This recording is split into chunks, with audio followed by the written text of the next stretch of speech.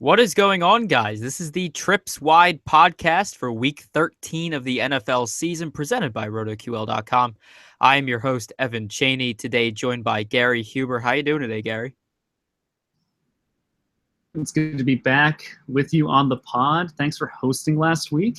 I had a nice 2-week break, enjoyed some family time, got to relish on my Rob Kelly and Rashad Jennings picks from 2 weeks ago. So excited to be back and making some more fire picks with you. Yeah, I'm really anticipating doing that. So just jump into these games here. Our first one being Kansas City Chiefs going up against the Atlanta Falcons. Falcons currently favored by 4.5 in a game that features a 49-point total. Nothing new injury wise on the Chiefs side of the ball. And for the Falcons, no injuries to note. So yeah, let's just look at the Chiefs offense first. And I mean, they're going up against a really bad Atlanta defense. But really, what players from the Kansas City Chiefs can we trust here for fantasy this week? Well, I don't think you can trust the Chiefs in any week, but this is certainly a week to tempt you. Like you said, the Falcons are bad. It's a pace-up game for the Chiefs. The Falcons are the fourth fastest-paced team. I think you can take some chances on Travis Kelce, although Andy Reid is never a sure thing with him. And Tyreek Hill had his breakout game, and we've seen the Falcons be involved in a bunch of shootouts throughout the season. I could see both meeting value. Are you looking anywhere else? I'm looking at Spencer Ware, 6,400 on DraftKings. Atlanta's 26th against the run in football this season when you look at Football Outsiders. And, I mean, I don't see myself going anywhere else, really. It's just that fantasy-wise, the Chiefs' wide receivers really aren't anything exciting. But Spencer Ware, I think, can give you something maybe in cash, but definitely in tournaments this week. Yeah, definitely agree. All right, let's look over the Falcons side of the ball now as well. Someone that a lot of people in fantasy have been overlooking for quite a bit, but has been putting up some decent numbers in the past few weeks, is Taylor Gabriel. 3 straight games against the Bucs, Eagles, and Cardinals. He's seen 5 targets in those 3 games. And his DraftKings point totals in those games have been 18.6, 14.6, and 26.2 points respectively. And he's only 4K this week on DraftKings, so I'm definitely looking at him. I know the Chiefs are pretty solid against the pass. They're 11th in football overall. Pretty good when it comes to defending each wide receiver slot individually. But I don't know. Maybe Taylor Gabriel. I mean, of course, Julio Jones is always a good GPP play, but I don't know if this is the week for him. I'm definitely looking at Taylor Gabriel, though. Okay. Yeah, I mean, I kind of feel like we've seen the explosion game from Gabriel, and it feels a little bit points chasey to me to go back to the well. But at $4,000, all you need is that one big play. And, outside of Julio Jones, he's the big play guy. So I can't him in a GPP, but this feels like a Matt Ryan, Julio Jones week. The Kansas City Chiefs have given up the most fantasy points to wide receivers in PPR leagues, 6th most to quarterbacks. I think that's a pretty high upside stack this week, and it'll probably be pretty shocking. Yeah, with Atlanta being at home and the Falcons being implied for almost 27 points with Vegas right now, I think they will be chalky, but I don't know. That might be an area where I might just fade the chalk or just pivot to other places.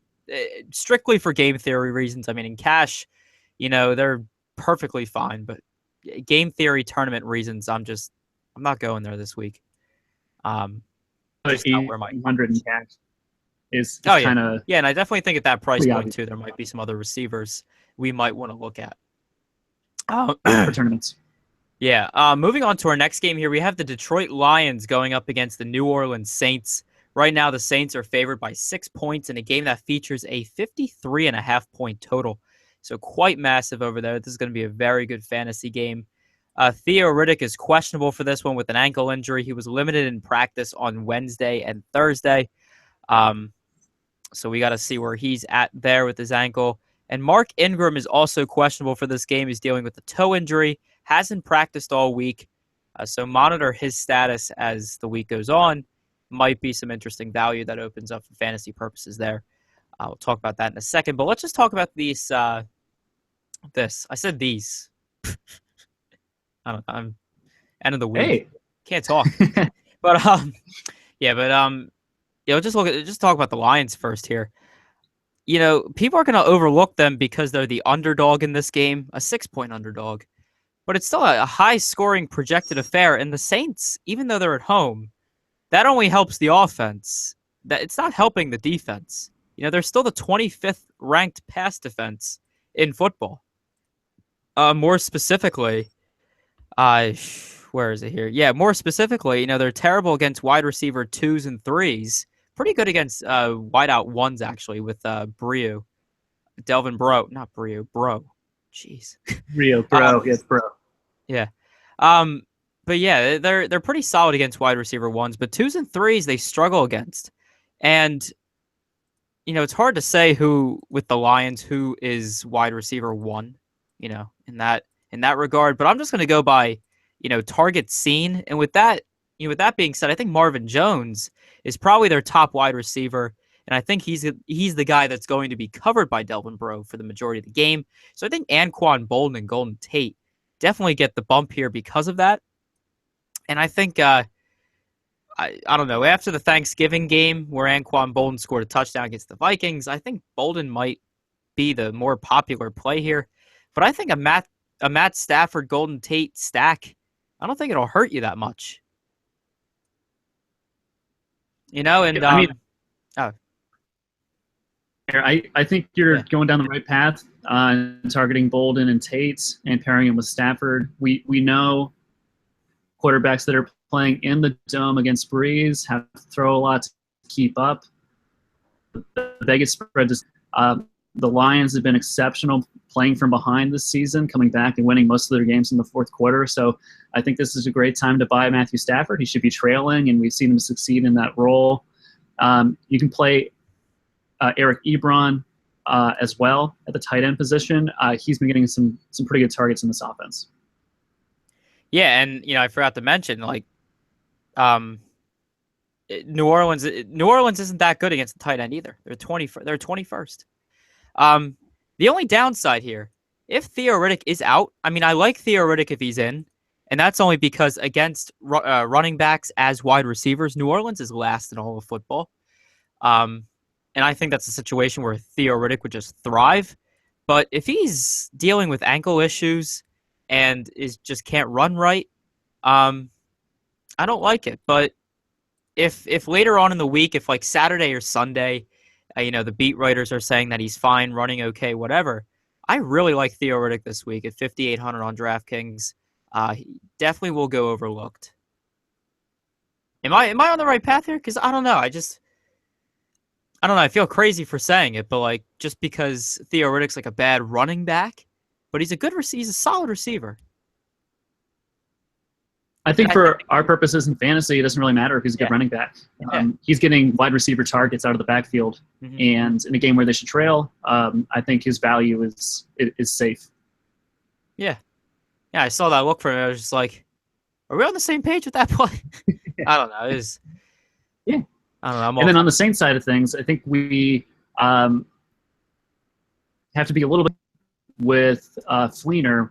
I think he saw 20% of the snaps last week, which is a little bit concerning. And Josh Hill's usage has gone up over the past 3 weeks. So I'm probably going to avoid Fleener, even though it seems like a really tasty. But Breeze to Cooks is a good one at home, especially since Michael Thomas got the love last week. I think Cooks will get some deep targets this week. And Michael Thomas has been consistent all year. Their big body threat in the red zone. He's a good bet for a touchdown. So I don't mind playing him, but Cooks is definitely my top receiving option for them. Yeah, Brandon Cooks is going to be mega low owned. His price has finally crept below Michael Thomas. He didn't see one target last week against the Rams, not one. And he was complaining about that. So you'll best believe Cooks is definitely going to, get some targets this week. The Kobe Fleener. The Kobe Fleener play I definitely can get behind. Detroit is pretty bad against tight ends, 28th in football. Um, all the other receivers are certainly in play. Uh, Detroit just can't cover anything whatsoever. Uh, they're just awful. They're the 32nd pass defense in football. So again, ADP's take your pick there, with these but guys. Josh Hill outsnapped Fleener 58-18 last week. Like that's super concerning. Yeah, definitely. And another thing too, like I was talking about earlier with the Mark Ingram injury. If Mark Ingram is out, Tim Hightower is a beautiful play. Um, Detroit Yeah. is Detroit is the 28th ranked rush defense in football. Tim Hightower is 4,800. He was already getting a pretty decent amount of targets in the passing game, even with Mark Ingram in there. Kind of disproportionate. He saw 9 against the Panthers a few Thursday night football games ago. But still, I think Tim Hightower is just a fantastic play if Mark Ingram's out, and definitely rev him in your lineups if that's the case. I think Agreed. we've talked the hell out of this game. So let's jump to our next one here between the LA Rams and the New England Patriots. Patriots are 13-point favorites right now in a game that has a 45.5-point total. No injuries for the Rams side here. Tom Brady's questionable this week with a knee injury, but he did practice on Thursday after not practicing on Wednesday, so I think he'll be good to go there. So yeah, let's look at this Rams team here, and is anyone in play other than the Patriots defense? That's really the question. No, we can keep here. We can keep this short. It's really the Patriots defense. It was cool to see Jared Goff show some signs of life last week, threw for 3 touchdown passes in the first half, but he seemed to hit his rookie wall at halftime and kind of went back to the way we thought he would be. So I'm not going to trust him in Gillette Stadium against the Patriots. Their defense is in play. And then on the Patriots side of things, it seems like a blunt game. I don't expect it to be competitive, so I would see them running the ball a lot. You could also make the case that Deion Lewis is a good play because the Rams defense is pretty good at stopping the run, so they might just try to get the running backs out on the edge. Gronkowski might be out, so Bennett is in play. There's a lot of different ways to go here, and it's not really certain where the value is going to kind of settle. I'll probably be looking for more certain games, but you can definitely take some darts here. Yeah, I mean, the run game might be where I would try to go, but Rams are pretty solid against the run. Deion Lewis, you were saying, like, I think Deion Lewis might be the only guy I might target here. Has seen 12 targets in his last 2 games. Other than that, though, I'm not really comfortable with anyone. Martellus Bennett, doesn't excite me. But he's going to be the tight end there in New England for a little bit with Rob Gronkowski now getting back surgery. So I don't know. I'm not feeling it. I'm not feeling it with this game fantasy wise. I just think the Patriots will just crush. And I don't know. And that'll be that. Let's just jump to our next game here between the Denver Broncos and the Jacksonville Jaguars. I don't know why. The Broncos are favored by 3.5 points right now in a game that only features a 40.5-point total. Trevor Siemian is questionable in this one with a foot injury. He's considered day-to-day right now, is not practiced all week. So watch out for that. And on the Jacksonville side of the ball, there's quite a few injuries. Allen Hurns is questionable with a hamstring injury, has not practiced all week. Chris Ivory's questionable this week, has not practiced all week either. And TJ Yeldon is also questionable this week. Practiced on Thursday after not practicing on Wednesday, but was limited in that practice. So a ton of value is going to open up there, possibly. But let's look at the Broncos side of the ball. Gary, where are you going here fantasy-wise? Because, I don't know, at Jacksonville with Denver, I'm not comfortable with anyone, but I think you can take some tournament shots. Jacksonville be really good against the pass these past couple of weeks, and I think it's wise for us to kind of recognize that in this game and avoid Simeon and DT and Emmanuel Sanders. I don't expect a GPP winning lineup to have any of those plays on it. I think you can look at the running back, Devontae Booker. It for the Broncos side. And on the other side of things, it's a similar story. The Broncos defense is elite. Doesn't really have a lot of options here to attack. I'm not going to target Allen Robinson. Mentioned, I think Lee is hurt. So you could try Julius Thomas at 2,800. That's a low price, and they have to throw it somewhere. But I don't love it.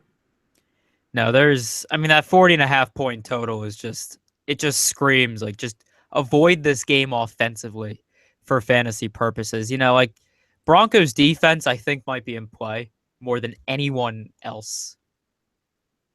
Because that's, yeah. Again, like I see Allen Robinson's price at 5,800, which is like extremely cheap, but I think it's for good reason. Cold season, going up against a fantastic defense. I'm just going to go with Denver defense and move on with my life. And Denver doesn't even have a good rush defense either. But it's like Ivory and Yeldon are not going to do anything, So it's just hard for me to trust any of these guys. So let's go to something that might be a little more promising for fantasy purposes with the Houston Texans and the Green Bay Packers. Packers right now are favored by 6.5 points in a game that has a 45.5 point total. No injuries to look at here for the Texans.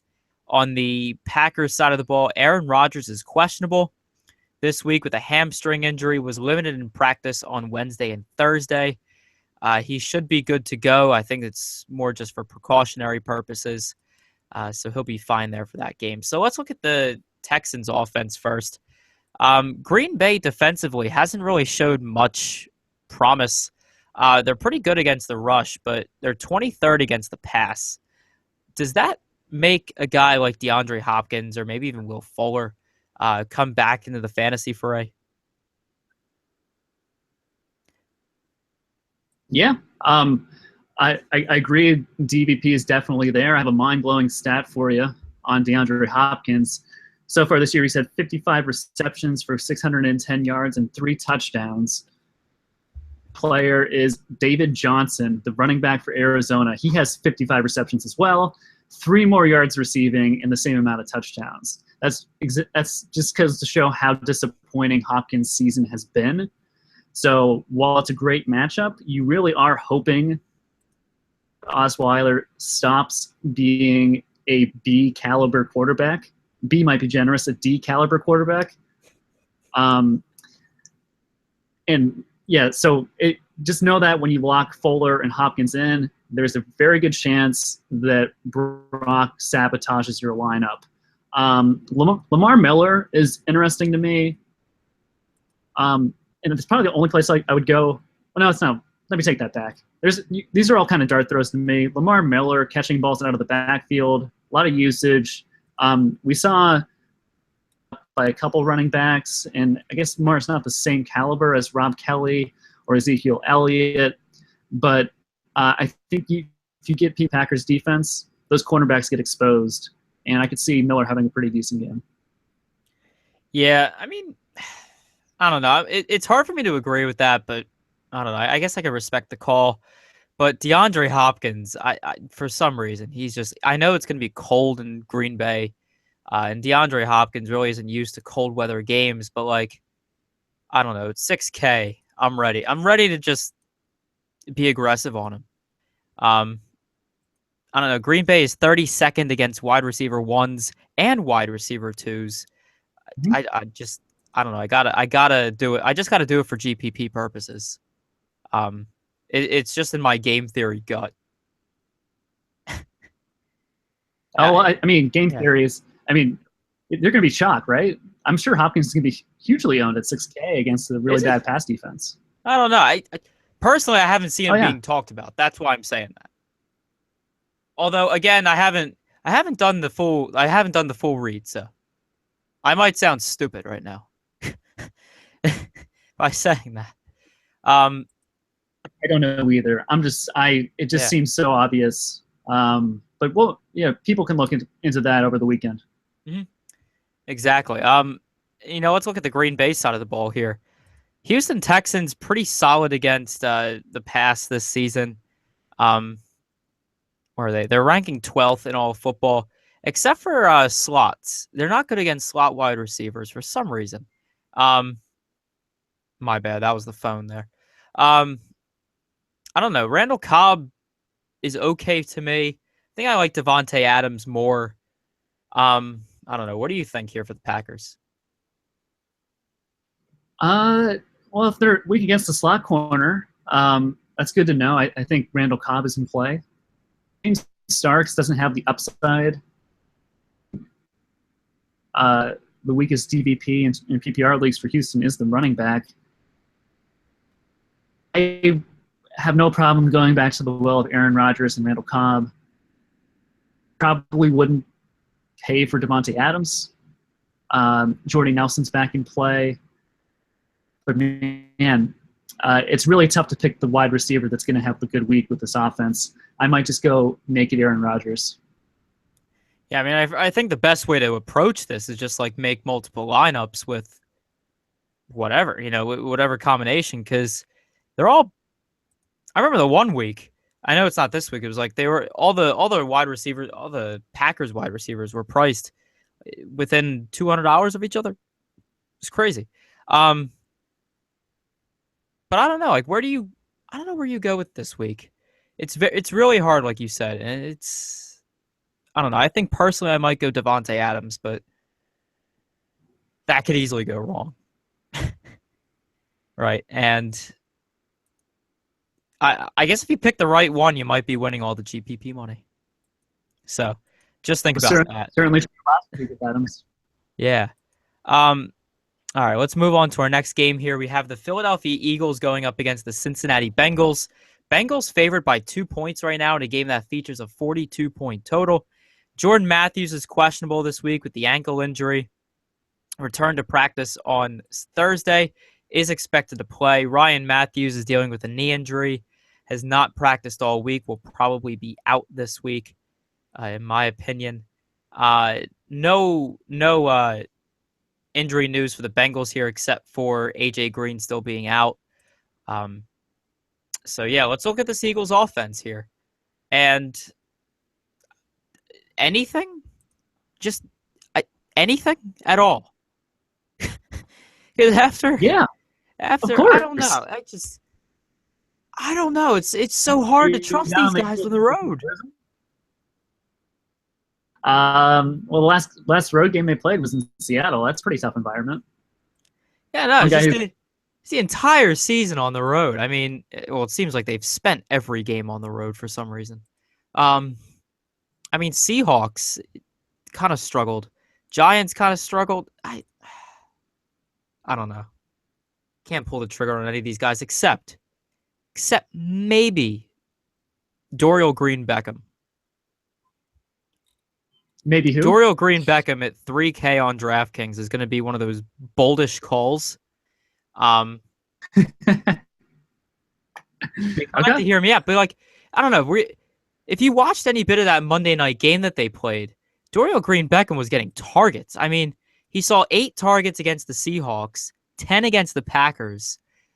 Scored 16.4 and 14.2 in those respective games. His price is still at 3K. And if Jordan Matthews is limited in any way, I know he's, kind of progressing to being okay. But I mean, if Jordan Matthews is limited in any single way in this game, Dorial Green Beckham can definitely do something. Well, I would agree he'd get more targets. I'm surprised you're not jumping on Zach Ertz, considering that the Bengals are the worst in the league in terms of guarding the tight end in PPR fantasy leagues. I saw him get a whole bunch of usage in Seattle. Why not Ertz? Because here's the thing: every time you think Zach Ertz is going to have a good game, he never does. Like, just think about this. In his time, you live in Philadelphia, so we both listen to the same radio shows in the car and whatnot. How many times has Zach Ertz been hyped in a matchup? Yeah. In local media, and then he just does nothing, absolutely nothing. One of my favorite. That's true. I mean, one of my favorite, radio personalities in Philadelphia is Anthony Gargano. He's probably the best way to wake up in the morning, if you're a sports talk radio fan. Like, the guy just excites you about Zach Ertz on Friday. Like, Friday morning, he'll just be talking about Zach Ertz in that lovely voice he has, in that lovely Italian voice that he has. And then, Monday, it'll just be like, why didn't Zach Ertz go off? Well, he's Zach Ertz. So, yeah, I completely get That's that. kind of my rant. You understand where I'm coming at there. To be fair, Philly Sports Talk Radio pumps everybody up, not just Zach Ertz, and then they end up being disappointed because Philly. Oh, yeah. Can I interest you in this? Past 4 games, 8 targets, 7 targets, 11 targets, 6 targets. He's priced 4,300 against the worst DVP to tight ends in the league. How is that not a play? I don't know. Because he's Zach Ertz. I mean, I'm bound to have him in somewhere in GPPs, but just not like, I'm not going like ham on him. Go ham on him if Jordan Matthews is. Zach Ertz will be in a majority of my. I can't wait till we draft our tournament team. I feel like bold calls will be galore. Now there is another side of this game, and that is the Cincinnati Bengals. With AJ Green still out, the Philadelphia pass defense is still like pretty good. They're still number 2 in all of football. They're 12th against the rush. I don't know. I mean, this isn't projected to be a very high-scoring game. I don't know. Where might Bengal fantasy production come from? I really don't know. I think you would have to play Tyler Boyd at 4,800. He showed himself as value last week. Eifert's not in play for me because Eagles are really good against tight ends. So I'd rather play Tyler Boyd and I guess Jeremy Hill at 4,300 as a contrarian running back play, considering Gio Bernard's out. I don't love the call. I think it's Tyler Boyd or nothing for me. Yeah, I mean, I don't see much excitement going on there for the Bengals this week. I think the Eagles might just make the mistakes that caused the Bengals to win, and that's just the pessimistic Eagles fan talking about fantasy at this point. So that's kind of the take there. But yeah, that's how I feel about that situation over there. Let's move on to the next game here. I think we've spoken enough on Eagles Bengals. Dolphins and Ravens. Right now, the Ravens are favored by 3 points in a game that features a 40.5 point total. Right now, Devonta Parker is questionable with a back injury, has not practiced all week. Though the Dolphins think he's going to play on Sunday, so we'll see about that.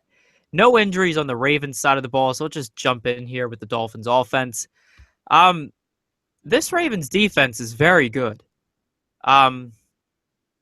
8th in pass, 1st against the run. I don't think a lot of people are going to be on this game fantasy-wise, but I think you can take some GPP flyers. Certainly in Jay Ajayi. The opportunities have been there, especially on the run. But, maybe I think if Devontae Parker does play, I don't think he'll be healthy enough to really go off. Jarvis Landry isn't really the best GPP option ever. And Kenny Stills is extremely boomer bust. So he might be the only tournament receiver on the board for me. But really, Jay Ajayi might be the only play here. And that's just because he'll be low owned and will get the opportunities. Yeah, I definitely agree that he'll be low owned. I don't like really any plays in this game outside the 2 defenses. I think both are viable. Jay Ajayi scares me because last week he had the nuts matchup, the cake matchup against the San Francisco front 7, and the offensive line injuries to the Dolphins, which I don't believe have corrected themselves, really exposed that run game. They couldn't get anything going on the ground. The touchdown that Jay Ajayi got was because of a fumble recovery that was inside the 10 or something like that. So I will be avoiding him. The Dolphins' defense, since week 7, no one has pressured the quarterback at a higher rate than the Dolphins have.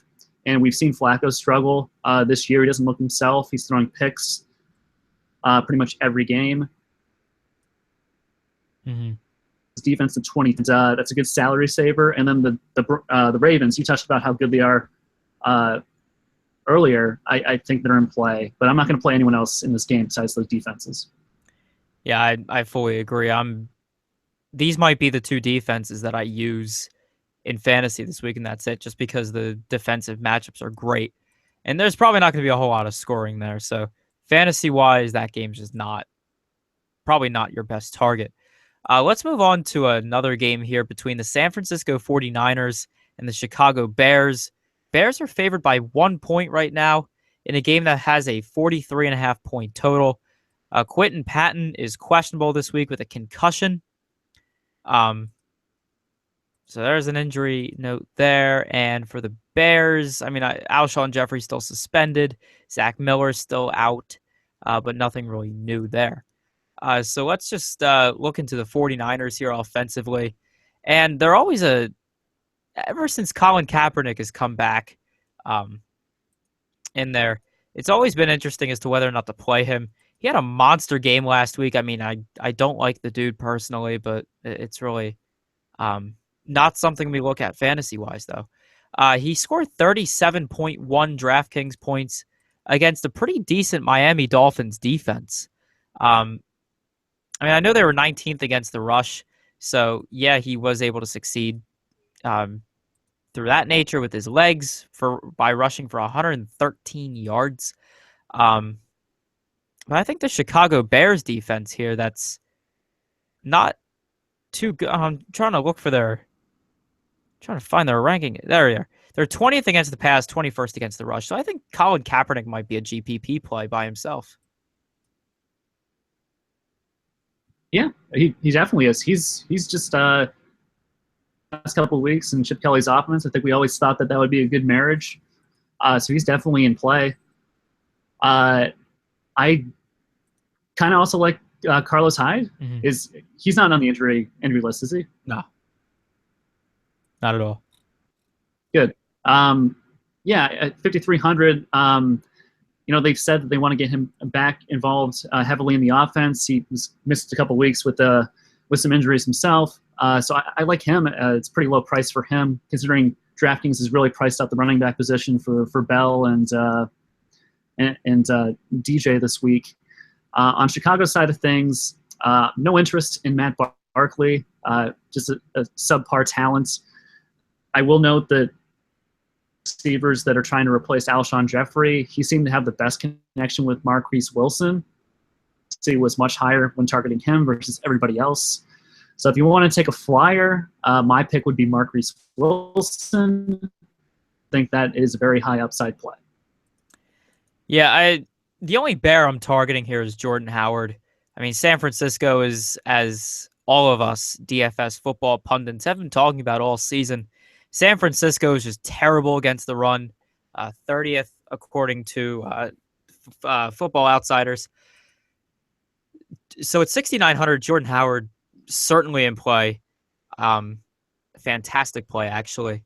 But other than that, I just can't. With Matt Barkley at quarterback, I just can't trust anything else here for the Bears. Yeah, so let me put. I'll just put my name to that as well. Jordan Howard, fantastic play at 69. Yeah, I think we could both agree on that pretty confidently. Let's move on to our next game here between the Buffalo Bills and the Oakland Raiders. Right now, the Raiders are 3-point favorites in a game that has a pretty high total of 48. Sammy Watkins is questionable in this one with the foot injury. Has been out for a little while. Wait, no, he wasn't. Yeah. Was out for a little while. Back in practice here. Return to practice Thursday, was limited with that foot injury. Marquise Goodwin is questionable with a wrist injury that he suffered in Thursday's practice, so he's now questionable. for the game. And Derek Carr is questionable this week with a finger injury, although he should play this week after being a full participant in practice on Wednesday and Thursday. After struggling through that injury report, I guess I'm going to hand this one off to you to see who you like on the Bills. LeSean McCoy, 7,800 is kind of on the edge for me. The usage is definitely there. But going into Oakland doesn't really excite me. I think Tyrod Taylor is a good has the upside for rushing and rushing touchdowns, which are a couple points more valuable than passing. So I think you can look there, but it's outside of those two. Don't really like any plays. Do you see anyone else on the Bills that screams secret value? Not really. If Watkins is playing and he's healthy, I like stacking Taylor with Watkins. I think that might be a really interesting stack this week.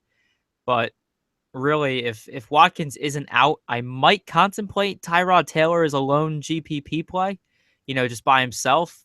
But I'm not really a fan of any of these guys. Like I know Oakland is 27th against the rush, but when teams go into Oakland, they just struggle mightily for some reason. So I'm not too sure if I trust LeSean McCoy, and definitely at 7,800, I would need to have more trust in him than I currently do, and it's just not there this week. So I'm probably fading these Bills players.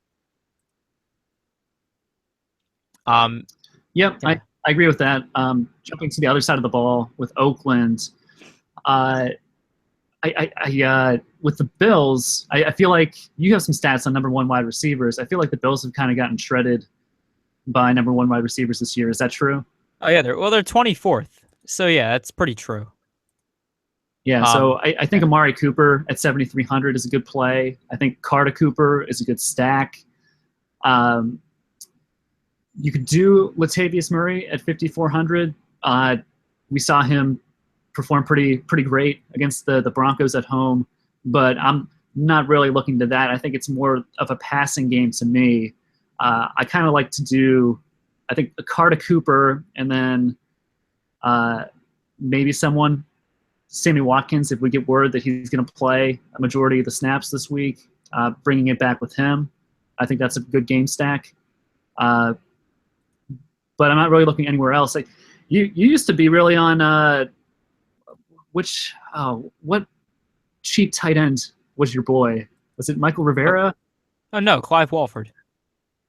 Clive Walford. Yeah, it was Clive Walford, but then he just decided, because he had a really good game against Atlanta week 2 of the NFL season, and then he kind of just faded off the face of the earth. Like the targets were there, and I thought the targets were just going to be on the rise, but it just never happened. Yeah, it just never stayed consistent. So I was just like, all right, Clive, if you're going to do this to me, then you're dead to me, right? So that was kind of just the bold stand I had to make on him, and ever since week 2, the targets just haven't been there. So yeah, Clive is definitely off the board. The other note that I wanted to say was Seth Roberts and the slot corner for the Bills is pretty superb. So I wouldn't be targeting him unless Crabtree's out for some reason and Roberts goes to the outside. Well, Seth Roberts is the biggest troll in DFS. That too. Like that's just a certified stat, right? It's I don't know. I don't know what to do with some of these situations, especially Seth Roberts. Just get him off the team. just leave Cooper and Crabtree on there. Yeah. All right. Moving on to our next game here, we have the New York Giants going up against the Pittsburgh Steelers. Yeah, right now the Steelers are favored by 6 points in a game that features a 48.5 point total. No injuries on the Giants side of the ball for the Steelers, none either. So let's just look at this Giants offense here. And they're certainly going to be overlooked this week just because they're 6 point underdogs, but it's still projected to be a pretty high scoring game. And Pittsburgh really isn't a defensive stout team this season. Where are they? Pretty low here. Jeez, why can't I find? Oh, I mean they're 13th against the pass, which is like okay, but like when you watch the games themselves, like they struggle against wide receiver ones. They're 30th in the league against wide receiver ones. That was what I was trying to find. So that's why Odell Beckham Jr. is going to shred in this matchup, in my opinion. And Yeah. Again, like I said before, with the low implied team total, Odell Beckham Jr. is going to be very overlooked, and I think he does very well in this matchup. Yeah. What do you think? I will have high exposure to Odell Beckham, even Eli Manning's to Odell stacks, and then playing it back with Antonio Brown. Like, this is a really good game to stack, in my opinion. The Steelers always do better at home. So it's kind of like a breeze in the dome. Big Ben always seems to throw for like 2, 3, 4 touchdown passes at home. So I can see a lot of points being scored. So I want exposure to Odell, to Eli, and to Antonio Brown, and Le'Veon Bell. Other plays outside of those 5? Not really. Just in the game overall. Rashard Jennings would be interesting, but Pittsburgh is pretty good against the rush, and I don't think game flow is going to go in the Giants or in Rashard Jennings' favor. Yeah. I mean, see, I would love to have a Roethlisberger Bell Brown stack, but DraftKings at least, that is just not going to happen. The value just doesn't exist to have 2 $9,000 players on the team. That's true, but kudos to DraftKings for finally pricing running backs where they should be. Like Le'Veon Bell and DJ had been like $1,000 cheaper than they should have been for like 5 weeks. And that was only to the benefit of us though. But I don't know. You definitely can't do that triple stack though. But yeah, Brown or Roethlisberger Bell or Roethlisberger Brown and Eli Beckham. I think really a nice correlation stack might be Roethlisberger Bell Beckham. Yeah, maybe that could work if you find the value. If the value opens up, Roethlisberger Bell Beckham, really nice correlation stack to get game to get try to find out try to find out who Jenkins, the cornerback for the Giants, will be covering. Probably Brown. So that's kind of a downgrade for me. He's been pretty elite so far this year. Yeah, that's why I'm going Roethlisberger, Bell, and Beckham. That's kind of how I'm feeling that with the correlation play. Like it. Yeah, all right. Let's move on to our next game here between the Washington Redskins and the Arizona Cardinals. The Cardinals are favored by 2.5 points right now in a game that features a pretty high total of 49.5. No injuries on the Redskins side of the ball. Michael Floyd for the Cardinals is questionable this week with a hamstring injury. He's been limited in practice. So, yeah, he's only injury concern there for the Cardinals. So let's look at the Redskins here. Cardinals defensively have been pretty good. 3rd against the pass, 11th against the rush. I think maybe some tournament value opens up here. I saw something. It was Arizona. Not good against wide receiver 2. So I think Jamison Crowder might dominate, especially if Tyrann Mathieu's out. I think Jamison Crowder might be like my top play for the Redskins, but that's a stretch. Hey, Jamison Crowder has really come into his own. I like the play. Yeah, so 58. Yeah, so 5,800 there. I like him, but other than that, not really too fond of these Redskins. Gary, what are you feeling for the Cardinals here?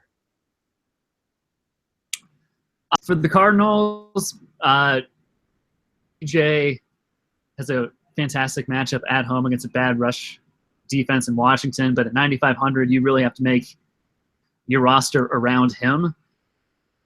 For construction reasons, I might have him. Attack Washington with running backs and tight ends, but man, there's really no tight end for Gresham. Caught a touchdown last week, but like that was like on one target. Yeah. I'm not going to play him. And then I mean, I'd probably take a flyer on John Brown, 100 last week against Arizona. They seem to be targeting him even more so than Larry Fitzgerald. I don't know if that was a defensive scheme by Atlanta. It's just John Brown's finally healthy, and they're trying to get him more into a number 2 wide receiver role. I take a dart on him and David Johnson. Do you see anybody else?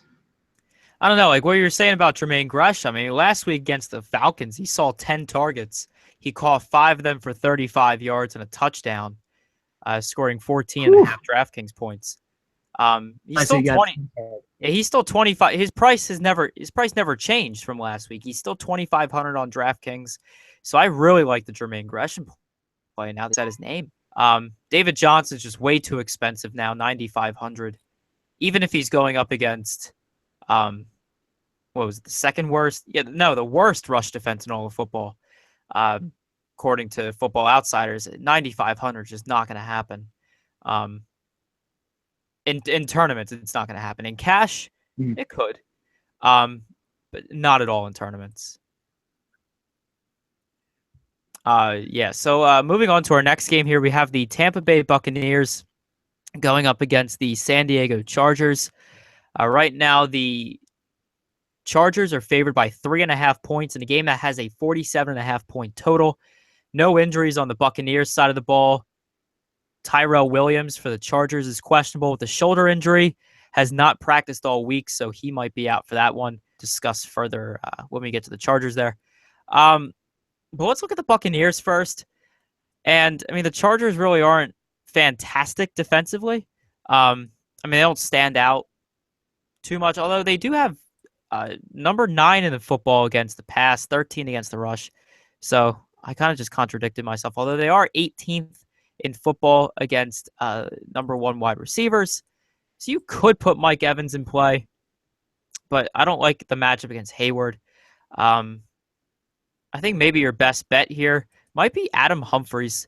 Guy doesn't get a ton of recognition, but against wide receiver 2s, in the slot, 18th in football. And Adam Humphries has had games this season where he's gotten some targets. The last 3 weeks prior to that Seahawks game, he saw 7, 8, and 7 targets, respectively, against the Falcons, Bears, and Chiefs. So I think Adam Humphries might be an interesting tournament play. But other than that, I'm not too keen on any of these guys. What about you? So yeah, I don't mind the Humphries call. We've definitely seen him have big games when Evans gets taken out, but I'm not afraid of Hayward, considering last week Richard Sherman was trying to cover Mike Evans, and that didn't work out too well. I feel like he's matchup proof now at this point in his career. So Mike Evans isn't a bad play. I like Doug against the San Diego defense. And the stats that I use in PPR leagues, they've given up the 3rd fantasy points to running backs, and his usage is pretty high in that offense. So I like him as a play. And Cameron Brate is just okay at 36. If he fills your lineup, I don't mind it, but I feel like there's better tight ends like Zach Ertz. We all love Zach Ertz. So that's where I'm going. All right, that's fair. And then on the Chargers side of the ball, certainly some matchups that we could exploit. Tampa Bay's 20th in football against the rush, 10th against the pass. So Melvin Gordon at 7,200, definitely in play here. Struggled last week against the Texans, so I think ownership might start creeping off of him just because of people's recency bias, especially in football, is the highest in any sport by far. So I like Melvin Gordon. Last week on the show, on the solo pod I did call Dontrell Inman for a decent game, and he did have a very good, much better than I actually expected. He saw 6 targets, catching 6 of them for 119 yards and a touchdown. I'm going back to that well again, just because Tampa Bay, this isn't point chasing. It's more just me saying, Tampa Bay's 24th against slot wide receivers this year, number 2 receivers. And definitely if Tyrell Williams is out, Dontrell Inman, I don't know. I mean, depending on what ends up happening with Tyrell Williams. I mean, if he's in, I'm downgrading Inman. If he's in, I'm upgrading Inman. If he's out, I'm kind of downgrading him in kind of this weird thought process. Did you I reverse don't know, those? Gary. No, because here's the thing. It's So if like, he's I feel like Tyrell Williams being in actually helps Inman just because the matchup is out, the cornerback matchup is better for Dontrell Inman gotcha, I follow. against Vernon Hargraves um, in that scenario. And then if Tyrell Williams comes out, if he's out of the game, um, I just don't like the spot. If that makes sense. It's fair. To me, I don't. That's just my other thought. Do you have any? I don't know. Do you have any additional plays on what top? about what about Melvin Gordon? No, I mean I talked about Melvin Gordon. I mean, he's definitely in play, especially with Tampa Bay being 20th against the rush, and game flow. I think going in Melvin Gordon's favor. Yeah, so I think he's my top play for the Chargers this week. The usage is just on par with people that are priced $2,000 dollars above him. So I think he's a good play to me too. But that's really it. You said everything else. Yeah. All right. So let's just jump to our last game of the slate here. We have the Carolina Panthers going up against the Seattle Seahawks. The Seahawks are favored by 7.5 points right now in a game that has a 44.5 point total. Kelvin Benjamin is questionable this week with a shoulder injury, although he has returned to practice on Thursday after not practicing on Wednesday. And then for the Seahawks, no injuries to look at there. So, Gary, let's just talk about the Panthers here for a second. Going to Seattle on Sunday Night Football, who's really in play here? Now, for the Panthers, I really don't know. I thought they would do a lot better last week traveling to Oakland. But they they tried to come back in the end, but they did not look good offensively. I don't really trust anybody this week. Mm-hmm. Put some hope that Cam Newton at 66 could perform. He's very cheap, but I'm not really looking anywhere here. Yeah, last week he was in such a good matchup on paper, and it just didn't work out, in Oakland. So in Seattle on Sunday Night Football, I'm just going to say Seahawks defense is certainly in play in this spot, and really nowhere else in terms of that side of the ball. When you go to the Seahawks side of the ball, however, the story does change. Carolina's 15th against the pass. They've just been struggling a lot more this season than they have last year. They're 23rd against wide receiver ones. And I really think that a Russell Wilson, Doug Baldwin stack might be in play here. Russell Wilson being 6,300, Doug Baldwin being 67. I just think in this spot, Russell could do it with his legs and the arm, and I think Doug Baldwin's the biggest beneficiary of that this week. Yeah, I love both those plays. I will throw Jimmy Graham into the mix as well. I got some stats in his last 4 home games. 6 catches, 100 yards, and a touchdown. One game, 6 catches, 89 yards. The next game, 8 catches, 103 yards, 2 touchdowns. The next game, 3 catches, 46 yards, 1 touchdown. The last game. I think at home against the Panthers, who have been torched our tight ends all year, I think Jimmy Graham, with his talent, usage, and DVP, is a really great play. A pretty good hammer at 5,500. Yeah, it also doesn't hurt that Carolina's 20th in defending tight ends. So, yeah, definitely Jimmy Graham is in play. Anyone else? I mean, I don't think Thomas Rawls is in play just because even though 5,900 might be a decent price, Carolina's still 5th in football against the rush, so I'm not doing that this week. Their offensive line looked terrible outside of the last home game they played. So it's really, if you play him, you're really hoping that they figured out something within the last 7 days. Mm-hmm. Get on it. All right, so that'll do it for the games there. And, of course, we're going to end the show by building a tournament lineup this week. I haven't done one of these in a couple of weeks. Gary, Of course, I will give you the first pick, as always. All right. Well, it's fun to be doing this again. Let's start off with Odell Beckham at wide receiver, 8,500 versus the Steelers. All right, solid pick there. Um, my first pick, I'm gonna go running back, and well, see the value options aren't as prevalent as I would love it to be, but I do like Spencer Ware in the matchup. Um, like I was saying before. And for tournaments, I think it'll do pretty well for you. So I'm going Spencer Ware at running back. Okay. I like the play. I'll pick the other running back. Jordan Howard, 6,900 versus the 49ers. All right, so we have three kind of highish dollar players here. So we're gonna need some value. And I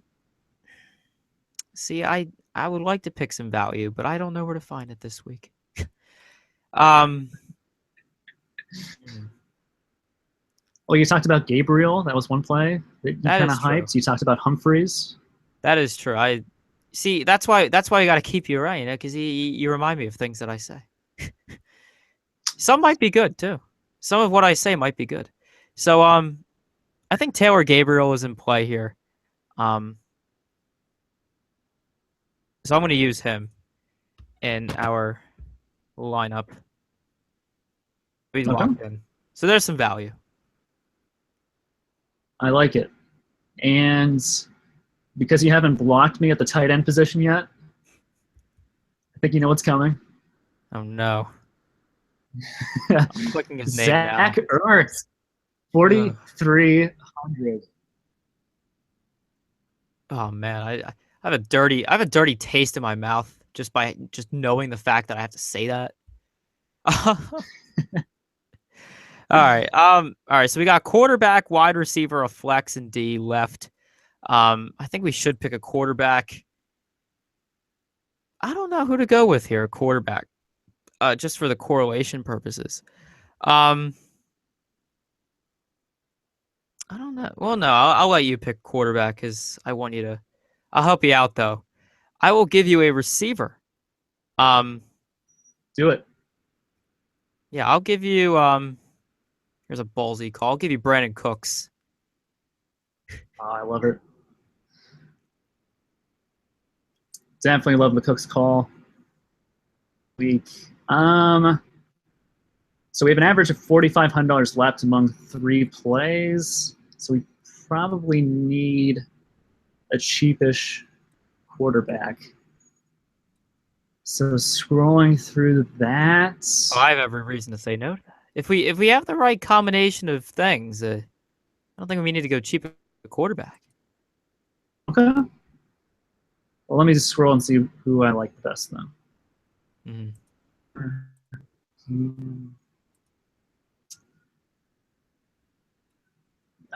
Give me Matt Stafford, 7,000.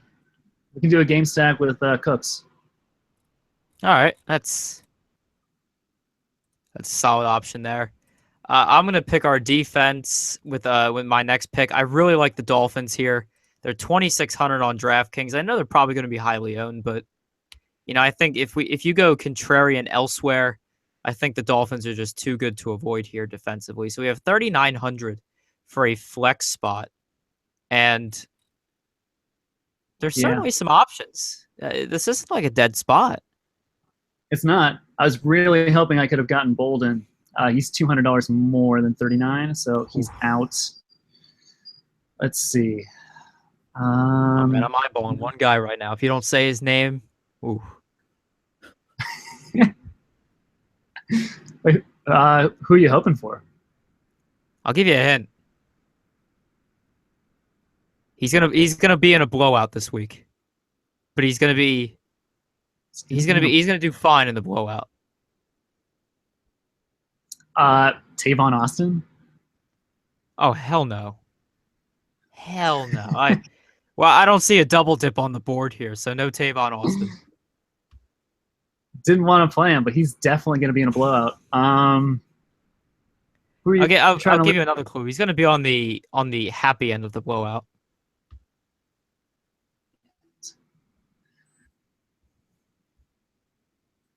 Oh, come on. So, what? Give me a price. 38.